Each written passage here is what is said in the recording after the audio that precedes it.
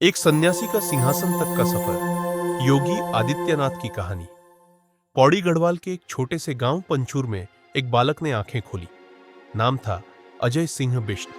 पहाड़ों की सादगी, सीमित साधन और बड़े सपनों वाला वह लड़का 7 भाई बहनों में एक था।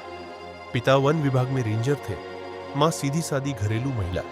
गांव के स्कूल से पढ़ाई शुरू की और फिर गढ़वाल विश्वविद्यालय से गणित में स्नातक किया। लेकिन अजय के भीतर कुछ और था, एक बेचैनी, एक पुकार, जो उसे किसी कॉरपोरेट नौकरी या सरकारी सेवा की ओर नहीं, बल्कि सन्यास की राह पर खींच रही थी। सन्यास की राह कॉलेज खत्म होते होते अजय ने जीवन की दिशा मोड़ दी। उन्होंने सब कुछ छोड़कर गोरखपुर के गोरखनाथ मठ का रुख किया। वहां उनकी मुलाकात हुई महंत अवैद्यनाथ से, एक संत और राजनेता। यही वह मोड़ था जहां अजय बन गई योगी आदित्यनाथ। सन 1994 में उन्होंने पूर्ण संन्यास लिया और धर्म, सेवा और राष्ट्र की भावना से जुड़ गए। 4 साल बाद ही 1998 अवैद्यनाथ का ब्रह्मलीन होना हुआ और योगी को मठ का महंत बना दिया गया। लेकिन कहानी यही नहीं रुकी। राजनीति में पदार्पण उसी साल 1998, जब वे सिर्फ 26 साल के थे, योगी आदित्यनाथ ने गोरखपुर लोकसभा सीट से चुनाव लड़ा और जीत भी गए। देश के सबसे युवा सांसदों में शुमार हुए। लोगों ने देखा कि यह केवल भगवा वस्त्रधारी साधु नहीं है, इसमें तेज है, भाषणों में धार है और भीड़ को बांधने की शक्ति है। इसके बाद 5 बार सांसद बने, हर बार बड़ी जीत, हर बार ज्यादा समर्थन। हिंदू युवा वाहिनी और बढ़ता प्रभाव। 2002 में उन्होंने एक संगठन खड़ा किया, हिंदू युवा वाहिनी। यह केवल संगठन नहीं था, यह एक आंदोलन था। धर्म, राष्ट्र, संस्कृति सबको लेकर युवाओं में जोश भरने वाला संगठन। पूर्वांचल में उनका नाम घर घर में गूंजने लगा।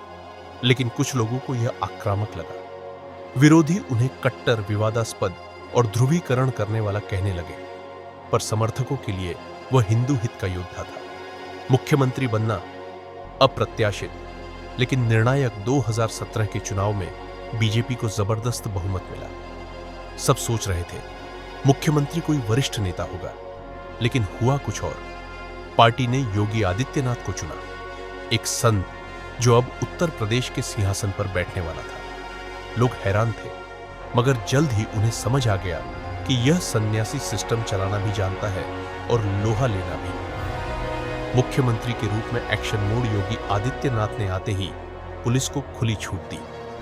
गुंडे या तो जेल में होंगे या प्रदेश छोड़ देंगे। एनकाउंटर शुरू हुए, माफिया पीछे हटे। एक्सप्रेसवे बन रहे थे, पूर्वांचल, बुंदेलखंड, गंगा। उधर निवेशक आ रहे थे।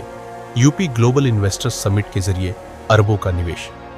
अयोध्या में राम मंदिर, काशी विश्वनाथ कॉरिडोर, दीपोत्सव, ओडीओपी योजना, सब कुछ एक साथ चल रहा था। उनकी सरकार पर भी सवाल उठे।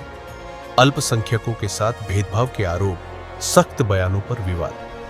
लेकिन योगी पीछे नहीं हटे। उन्होंने हर आलोचना का जवाब काम से दिया।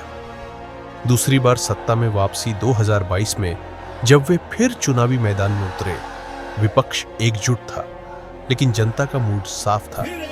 योगी फिर एक बार इतिहास बना।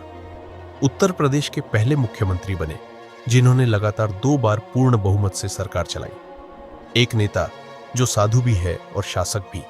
योगी आदित्यनाथ की कहानी किसी फिल्म से कम नहीं।